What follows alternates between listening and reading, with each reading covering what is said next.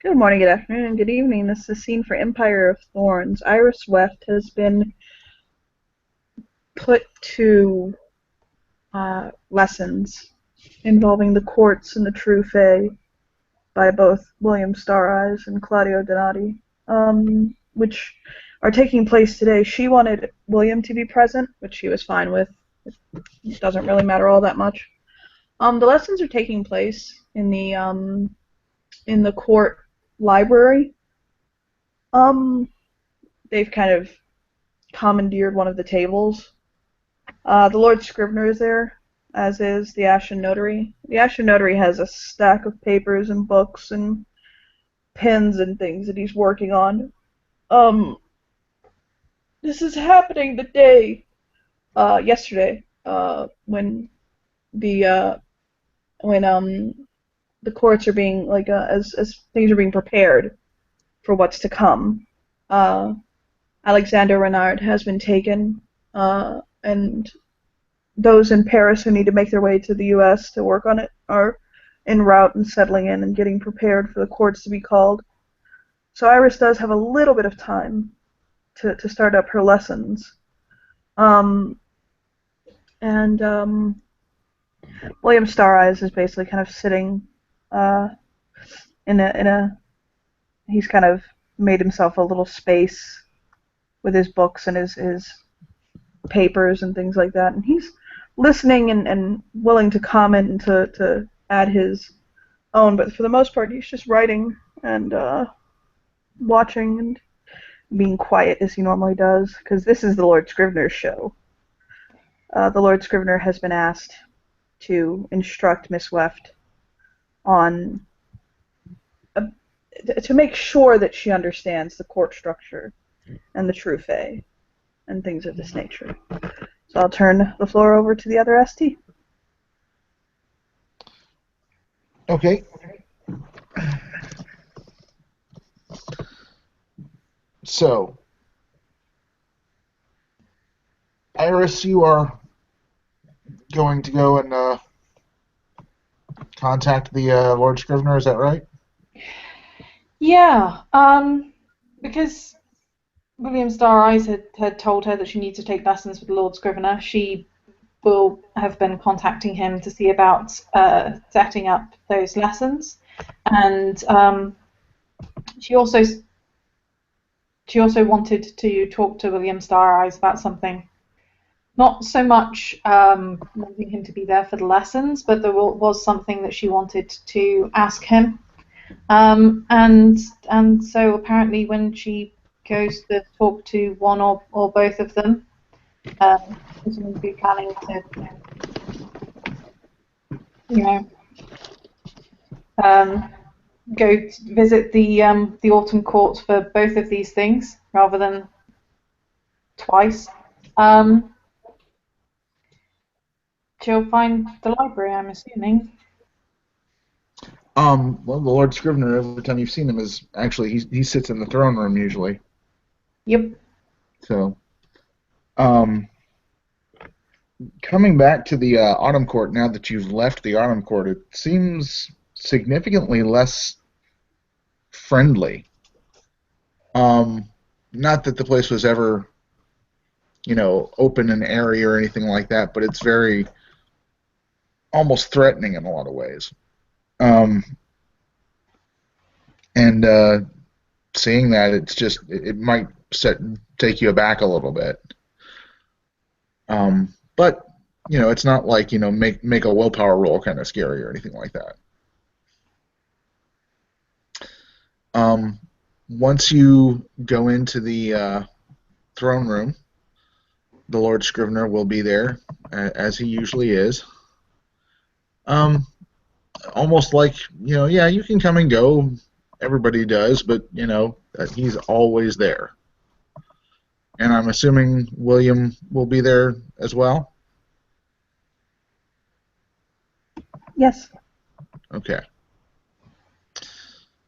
So the Lord Scrivener is just going about his business, basically reading through texts and writing things and such, and doesn't seem to notice when Iris walks in. Iris will make her way over. Okay. Towards Lord Scrivener first. And she'll kind of stand where he's likely to notice her, but and she'll clear her throat very slightly. Okay. And he will raise his old bent head and turn his rheumy gaze on her and, Miss Weft. Hello. I'm here for the lessons, but if it's not too much trouble, could I maybe take 5 minutes to talk to William Star Eyes? I just wanted to let you know that I was here like I was asked to be. He nods and says, I don't see any reason why not. Thank you. And she'll make her way over to Mr. Star Eyes. He's not sitting very far away. Him and the Lord Scrivener actually can usually be found together. They seem to be the closest thing to two friends, as people like these tend to associate with. And he'll look up to her and kind of blink. Hello. I know I'm probably not your favorite person right now, but there was something I'd like to ask you. He's listening. There's been a bit of a situation with the Renard family, and Emile, who's Maurice's twin brother, is supposed to be bringing a contract over from France, and well, a lot of people were kind of hoping you'd be willing to take a look at it.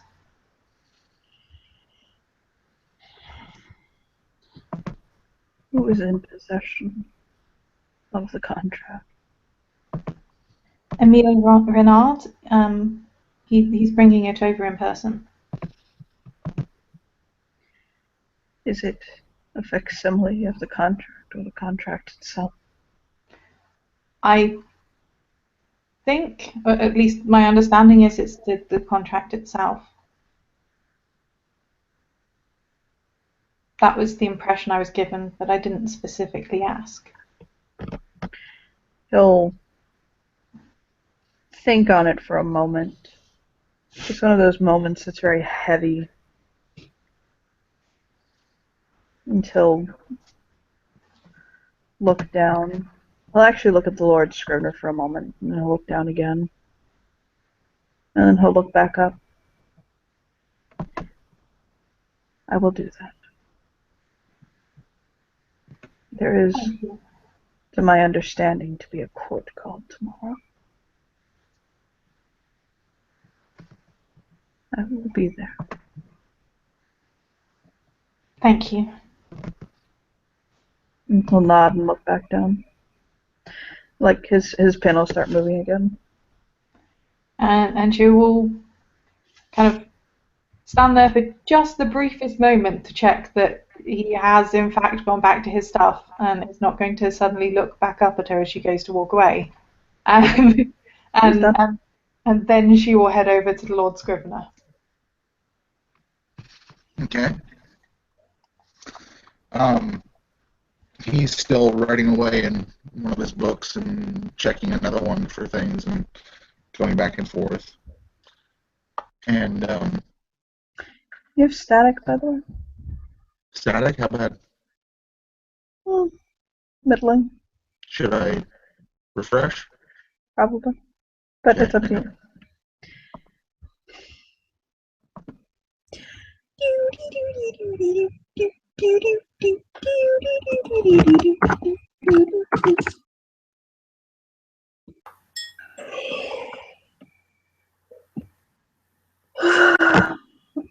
Dum dum dum dum dum dum dum dum dum dum dum.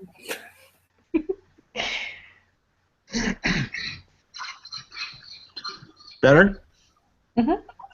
Yes. Okay. All right. So the Lord Scrivener will basically say, please have a seat. And he'll indicate, he'll reach over and move a few of the books from one of the chairs next to him. She'll sit down, looking slightly nervous, but not like excessively so. He'll say, so, Ms. Weft, please tell me, if you would, what, to your understanding, is the purpose of the courts?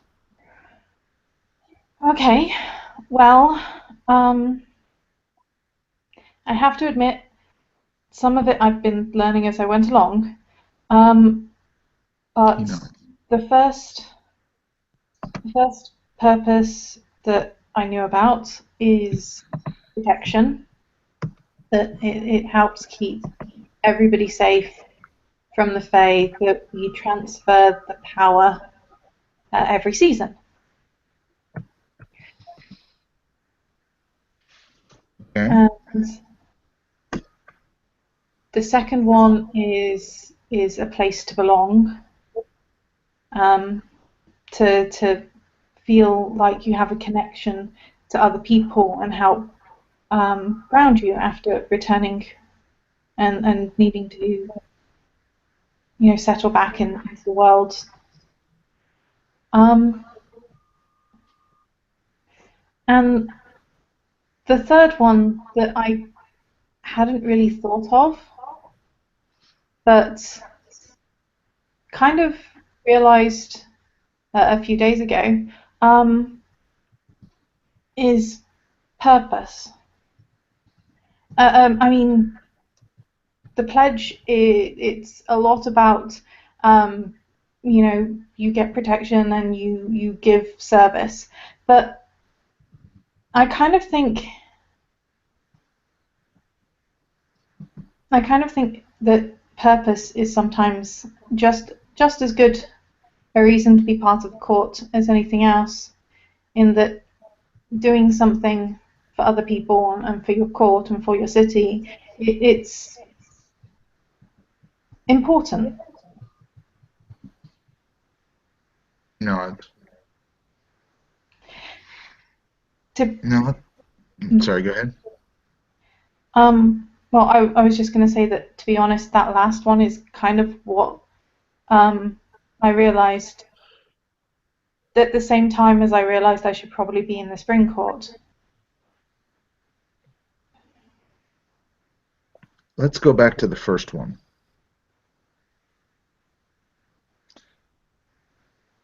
And what do you think it is about the progress of power from one court to the next that protects us from the true Fae?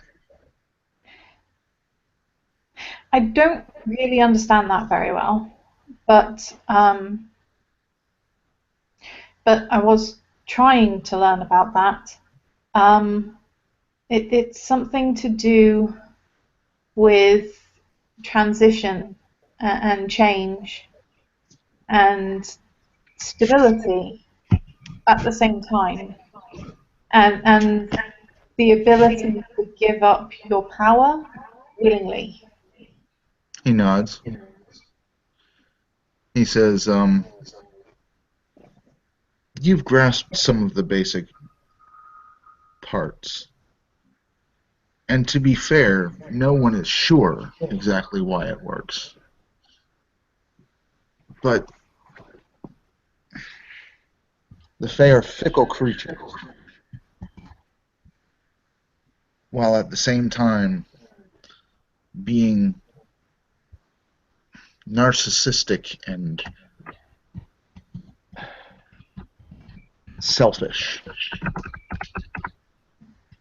The free exchange of power from one court to the next not only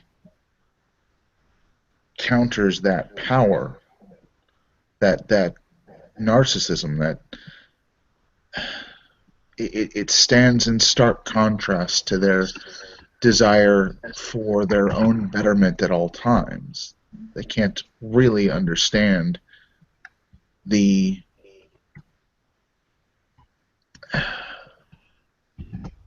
ability to surrender power willingly, while at the same time, the cyclical and constant, predictable nature of courtly progression also stands in contrast to their fickle natures. So you understand these patterns, these changes are important, not only in that they exist, but in that they are upheld. We disguise ourselves and befuddle the true Fae by wrapping ourselves in that which bewilders them. Do you understand?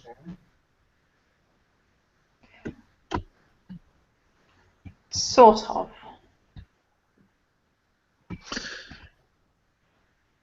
Think of it like this. Do you know what camouflage is? She'll nod. I get that bit. It's just... It's a lot more ephemeral. It is. But so are they. She'll nod.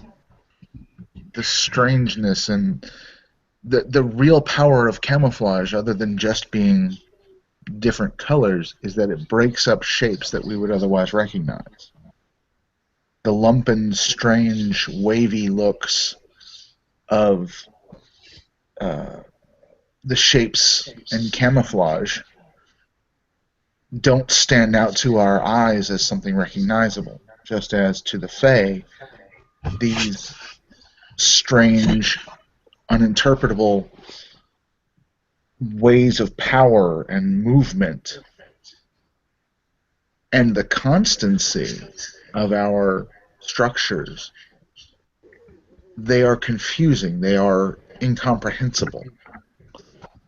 And while they may know how to look for us, they don't know how to spot us amidst all this foreign, unreadable terrain, as it were. So, kind of like zebra stripes. Very much like zebra stripes. And of course, zebra stripes always work better when there's a lot of zebras. Correct. And they work even better when the zebras are moving in the same general way.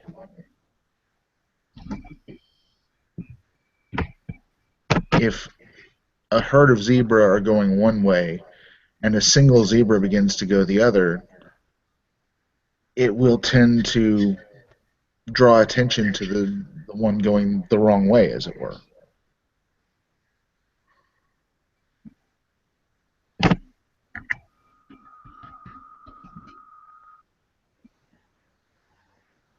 This, I believe, is why Mr. Star Eyes was interested in having you come and speak with me.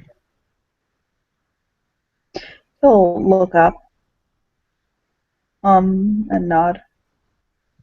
Because, to a certain extent, what endangers one endangers all. And when patterns begin to become resolved, they stand out more. The courtless have made their choices. They choose a life, a solitary life.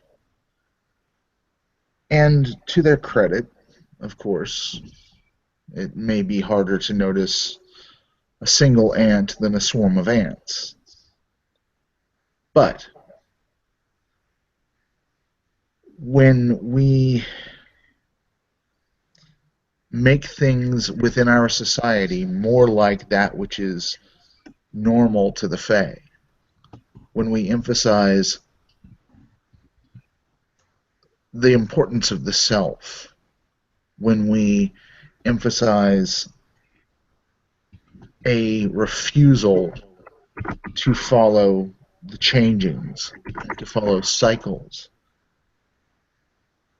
we inherently create a pattern that the Fae can begin to recognize. We make something that draws them. William will give a small noise.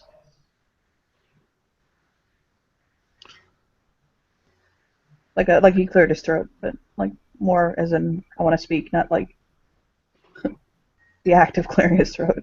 Okay. Being polite about it. The Lord Scrivener will look at him. He'll look up and he'll say, "It's a bit akin to a net." Sorry, one more time. I'm sorry, he's speaking very softly. He'll say, "It's a bit akin to a net."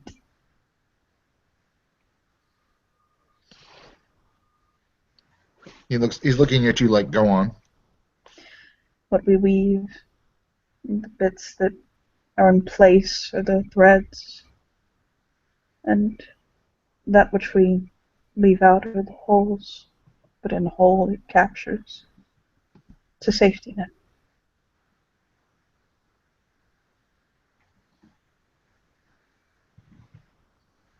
He nods.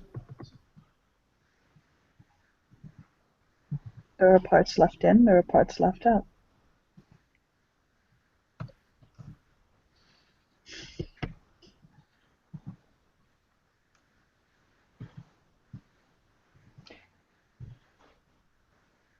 Yeah, Iris is totally not going to say what she's thinking about this net thing. Because it's completely separate to this. Yeah, she's not going to say what she thinks about this net metaphor. He'll look as though at the Lord Scrivener. Like just look at him basically, and then he'll go back to writing. They addressed him, he had to say something.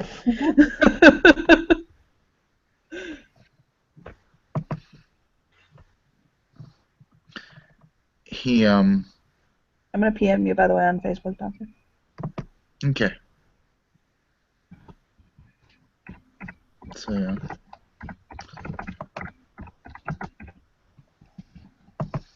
Oh, but you can keep talking. It's not important. I don't know what to say. He's basically he says, "Do you understand?" Mostly. I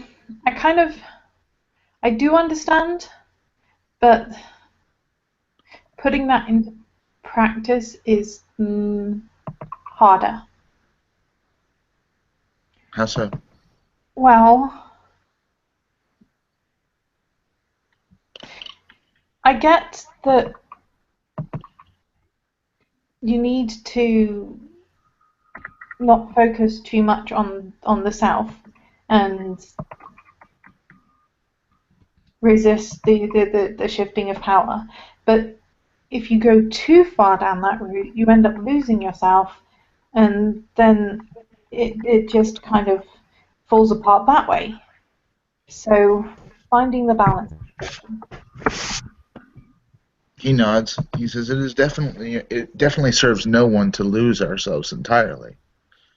But when the self is held as paramount, and the greater good is forsaken in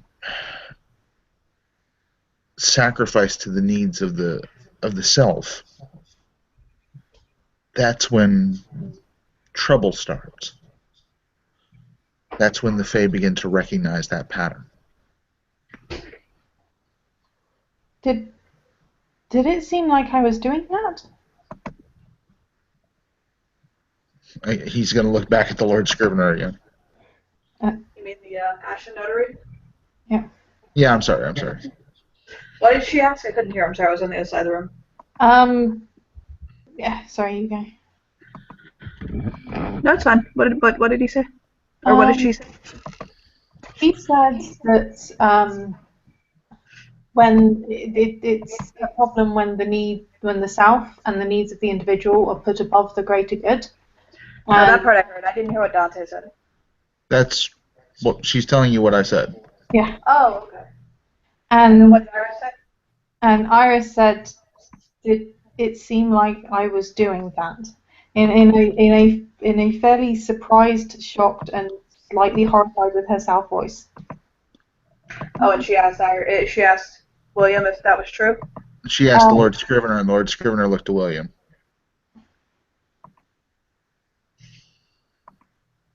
He'll take a deep breath, and he'll look up from his work. I think you spent a lot of time alone. She'll nod.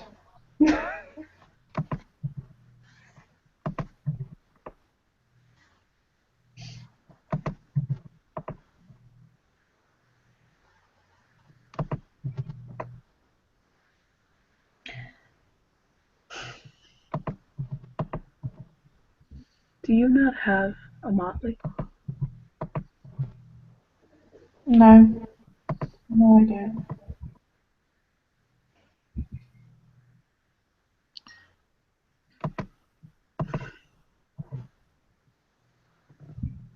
We'll think for a moment.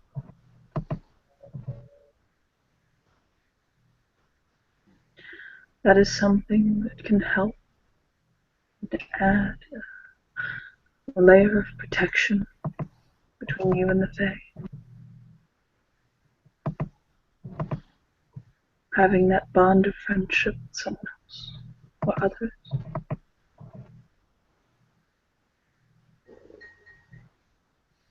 She'll nod. I know sometimes it can be difficult to find others to form that bond with. And might be something that you accepted into lightly.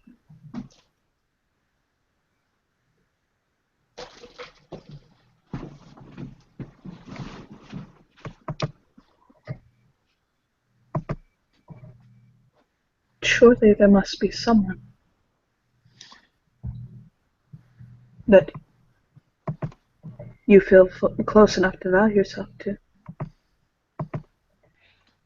There's a few, but they're all kind of in Motley's already. The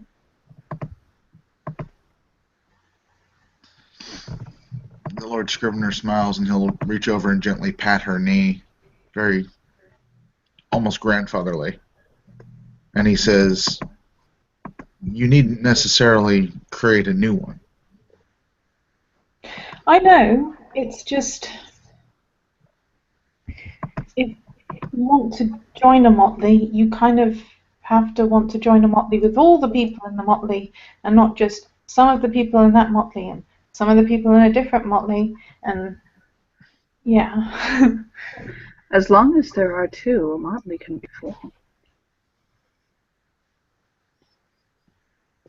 Jeremiah and I have been motley mates now for a kind of touch his lip. How long have we been God to each other? 29 years, 5 months, 3 days, and 7 hours. He'll look down at his watch. Mine's fast. He's a cleric, he doesn't need to look at his watch. I know. Sorry, just out of character. His watch that's the joke he's making. He'll look at his watch. And he was about to say, he says, mine's fast, but then again, I don't really say it.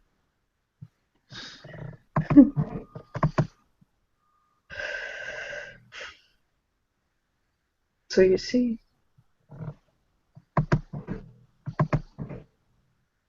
You just need to find one other person that you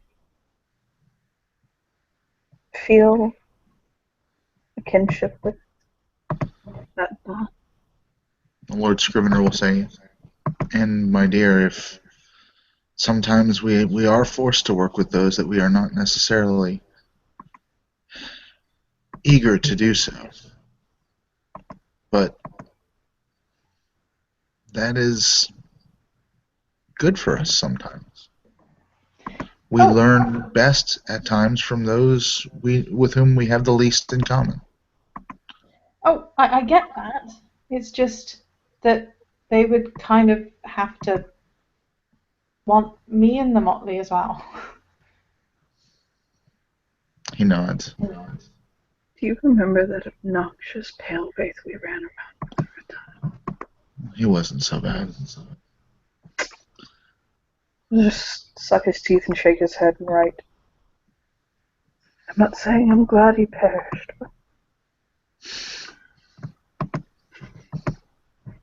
And just cluck his teeth and shake his head and start writing again.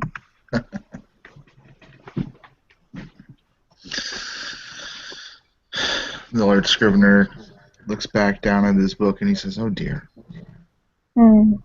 I've missed something somewhere. I'm going to have to go back and start over." Miss Weft, I apologize. I believe I'll have to cut our time there. Okay. When would you like me to come back? Well,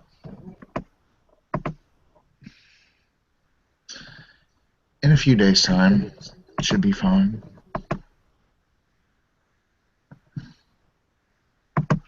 Sure.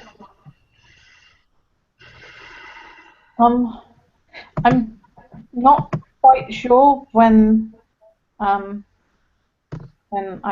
going to be giving birth, so The William will say in 3 days. The Lord Scrivener nods. Yes, absolutely. I imagine you'll want some time before then, though. well, that is helpful to know. But yeah, I'm not sure how. It's a big change, and I don't know how well I'll be dealing with the babies and everything.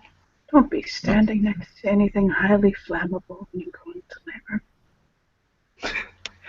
Her eyes are going to widen slightly.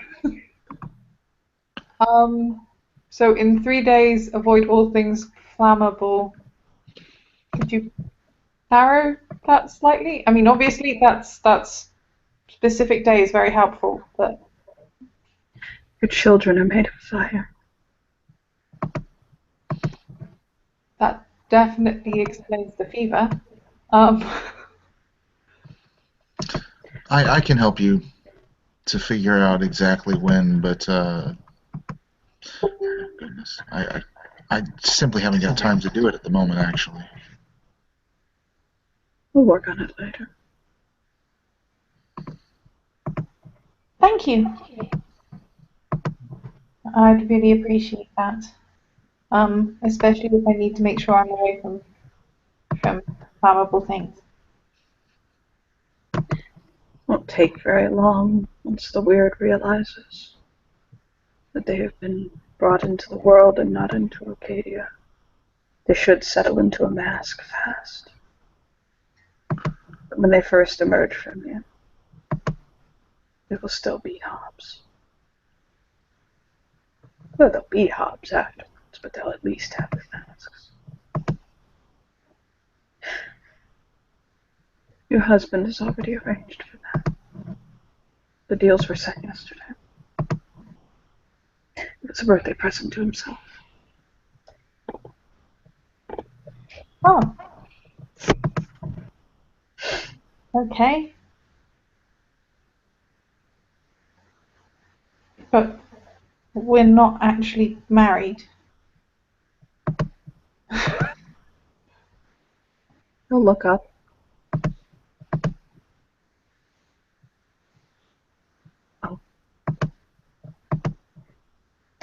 He referred to you as his wife.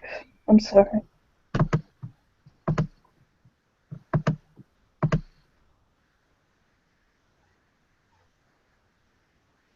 Okay.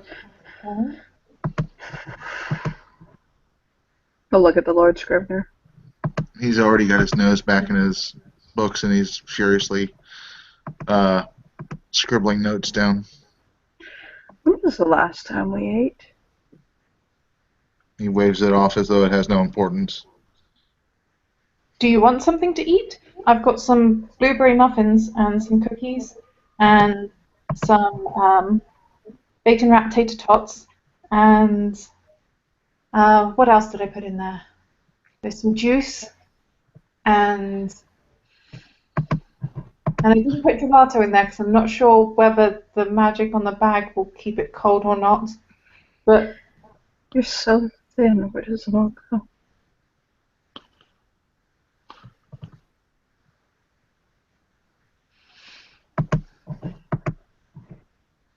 I'll get something later. Thank you, though. are you We'll go sure? back to work. Okay. Because I really don't mind. I like giving people things, and also, you guys have been teaching me so much. So, she'll shrug. I'll look back up at her. You just had such a mask of indifference.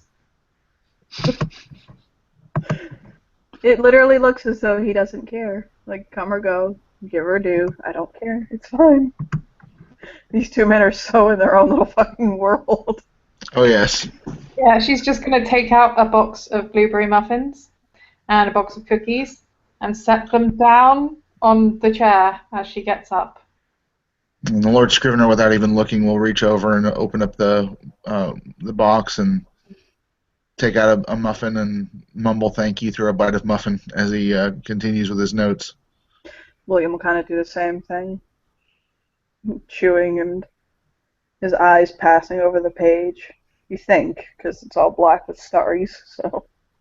hmm And Iris will make her way out of the court. Okay. Unless there's anything else to do, we can end it there. Sounds like a plan. Oh my